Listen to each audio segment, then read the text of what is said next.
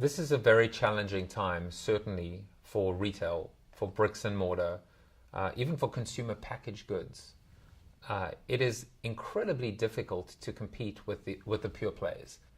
So what does a company do in a bricks and mortar environment? My belief and my advice is look at the bricks and mortar environment not as a liability but as a strength. I don't think it is competitive at all to be able to order online and pick up in store. I'm much more intrigued by alternative delivery models and mechanisms. And it's conceivable that the Sears of the future or the Publix of the future or any large retailer will really just be a warehouse. The car will drive up, the trunk will open, the product will be put into the car, and the car will drive off.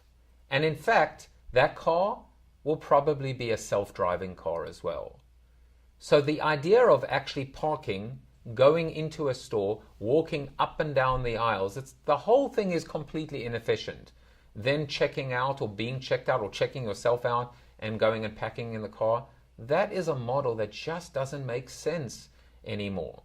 So in order to get people to come into the store, there has to be something else, something different, something better. Barnes & Noble is my little pet project. I think they should do a Costco model. I think they should charge admission to come into a Barnes & Noble, or your Barnes & Noble membership allows you to come into the store. So you can't get the best of both worlds here. If you're not a Barnes & Noble member, go to Amazon and get your product in 2 days' time.